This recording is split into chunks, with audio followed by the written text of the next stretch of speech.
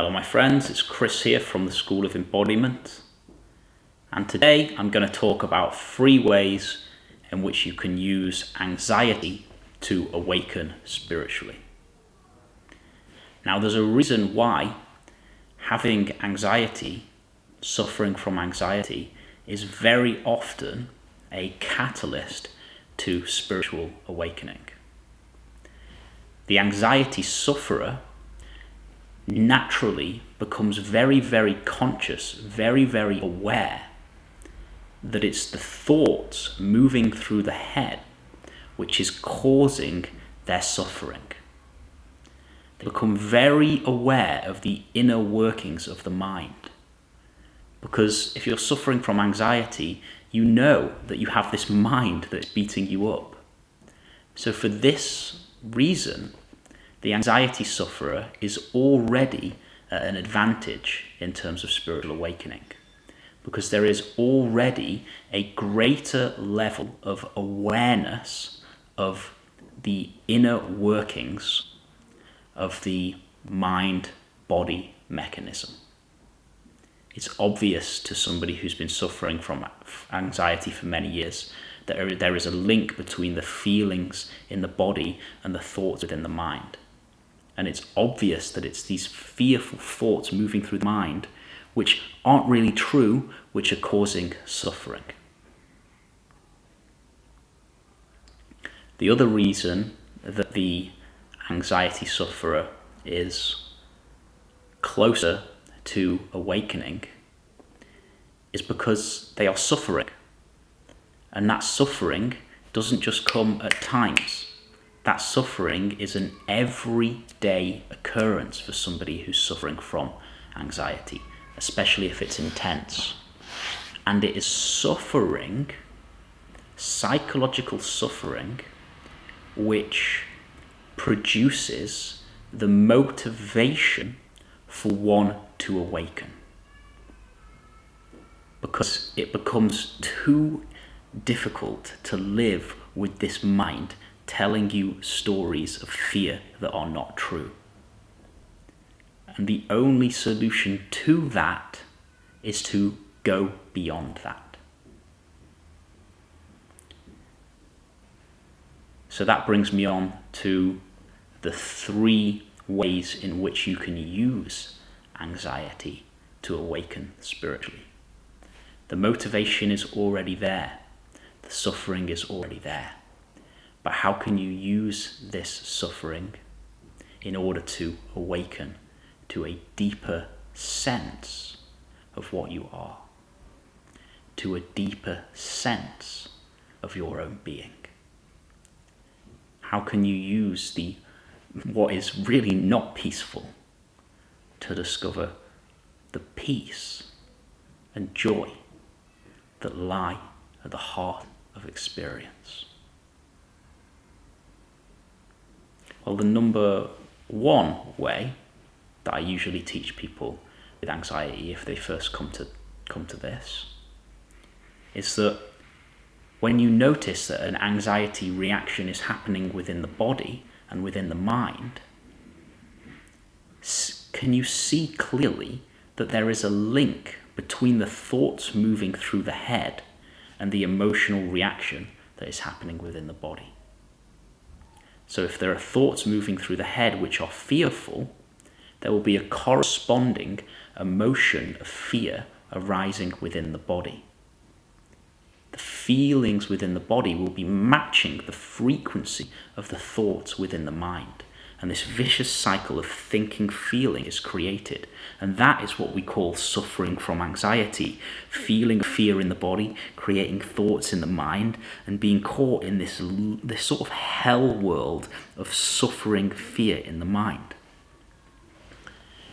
Now, as soon as you notice that you're getting pulled into that vicious cycle of thinking, feeling, the natural thing is to give attention to thoughts, to try and think your way out of it, to try and think your way out of that anxiety. But that is impossible. Instead of doing that, instead of giving attention to the fearful thoughts, as soon as the reaction arises, place the whole extent of your attention deeply in the sensations of fear and anxiety that are arising within the body. Don't touch that mind. Be fully in the sensation of fear which is in the body. Now, everything within you will want to go with the thinking because it feels like you're going to find safety through thinking. But you won't find safety through thinking. You'll just find more suffering, more anxiety. You have to take the conscious choice to place the full extent of your attention into the sensation or the sensations of fear in the body. And you need a certain level of presence for this. You need a certain level of gentle alertness for this.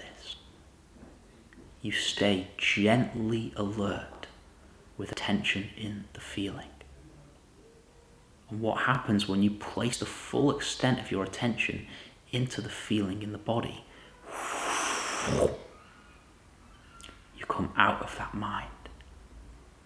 You drive your attention 100% into this moment, into the present moment, because the sensations in the body are only ever in the now. Fear and anxiety is thinking about the future. Someone with anxiety, their consciousness is in the future. The thoughts are in the future, but the sensation of anxiety, the energy of anxiety lives in the body, and that is in the present moment. So you place attention in the sensation and you stay with it. Now I'll say this again, something will not want to do this. Part of you will want to go with the thinking, but you have to stay strong. You stay alert, gentle alertness in the body, and you stay. And what you'll find is this cuts the vicious cycle of thinking, feeling. It cuts the vicious cycle of anxiety, and this sense of presence arises.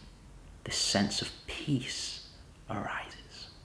And the more you stay in the body, when something is trying to pull you this into the mind, the more you stay in the body, the more strong that presence becomes. You awaken to your being. You awaken to a deeper dimension of yourself. Now this is one of the most powerful spiritual practices you can do, and it does not matter how intense the anxiety is. It could even be panic, it could even be complete terror. The more intense it is, the more presence you need to not be pulled with the mind, and the deeper you are drawn into your being. So that's the first way I'm sharing with you how you can use anxiety to awaken spiritually. The second is you use self-inquiry, which is you ask yourself certain questions. Now I'm going to explain what I mean by this. So if you can say, I'm having anxious thoughts and anxious feelings, then you cannot be those anxious thoughts and anxious feelings. You must be the one who is aware of them. You must be the awareness within which the thoughts and feelings are arising. Now this awareness, which knows your mind and every thought, this awareness which is aware of your body and every emotion, is already free from anxiety. This awareness is already at peace. So when we place attention on this awareness, when we start to know ourselves as this awareness, instead of knowing ourselves as the anxious, reactive one, then we start to know ourselves as peace. There's a safety in this awareness, and the reactivity of anxiety starts to settle. So, whenever you find yourself caught in thinking, worrying, stressing about the future, ask yourself the question, what is it which knows or is aware of this anxious one? What is it which knows or is aware of this reaction of anxiety which is happening within me? And in asking yourself this question, when you're in that reactivity, what is it which knows or is aware of this anxiety? Then you can subtly sense, you can go to, you can be this awareness. The question itself takes you out of the reaction and takes you in to something which is not reacting. It is a direct path to your being. Ask yourself the question whenever you are struggling, what is it which knows or is aware of this struggle? And place your attention there. So there are two approaches I've shared. Number one is an in and through approach, going deeply into the body and withdrawing attention from the thinking and becoming present that way. The other is more of an up and out approach. Okay, the reaction of anxiety is happening, there's thoughts, there's feelings, but what knows it? And then sensing this subtle, simple awareness which is here. This awareness which is here for you right now. It has to be. You're hearing these words. You're perceiving your body. You're perceiving your thoughts. You're not your thoughts. You're not the anxious thoughts. You are the one who is perceiving them. You are the awareness within which they are arising. Come to know this awareness. Come to know yourself as this awareness. And allow this recognition to draw you deeper into being.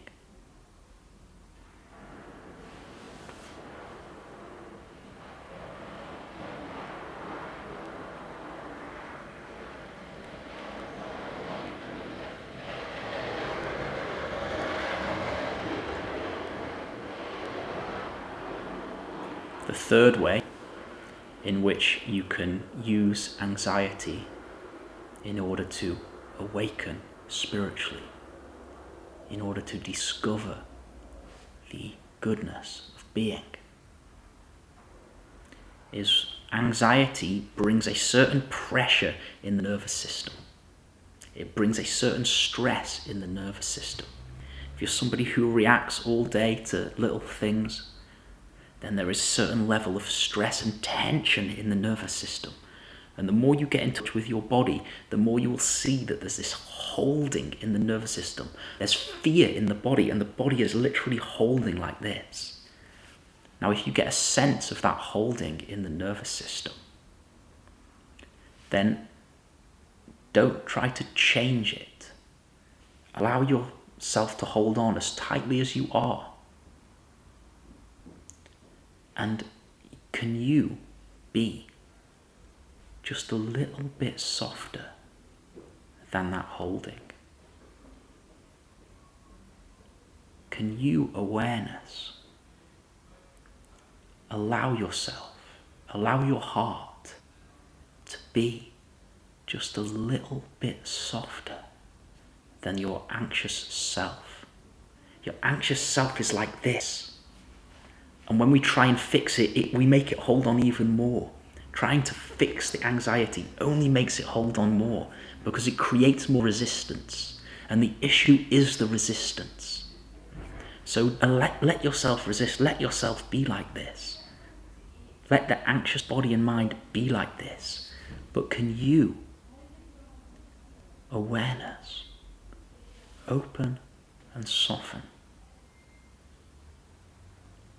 Can you intuitively, subtly Allow yourself to be a little bit softer than what your body and mind is doing. And in being a bit softer than yourself, your anxious self, in being a bit softer than that, you're put in touch with your being. Because it is only your being which is softer than that.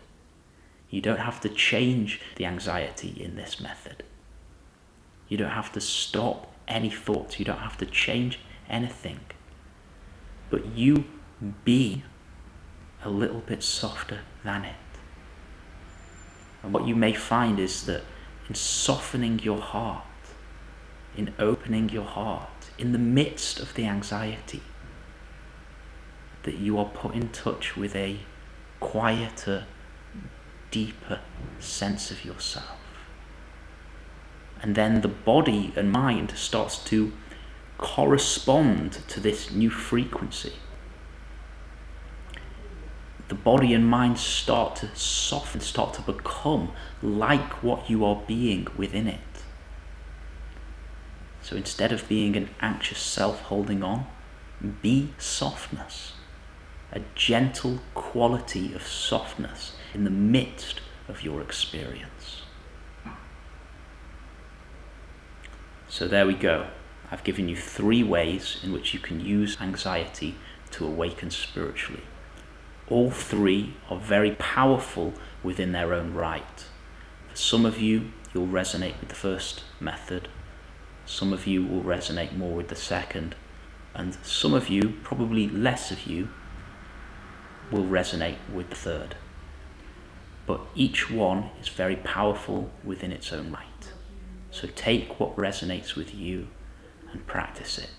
This fear, this anxiety is not here to endlessly drive you crazy for the rest of your life. This anxiety is here to help you awaken. But you have the choice. You have to choose freedom. You have to make this about your awakening. It's here for you. If you take it, take the opportunity and use it. If your intention is strong enough, you will break free.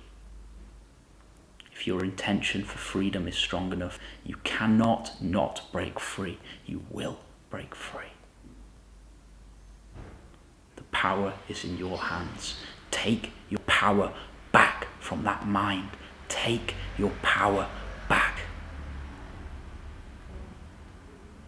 Take your power back. Okay, my friends. Thank you so much for listening.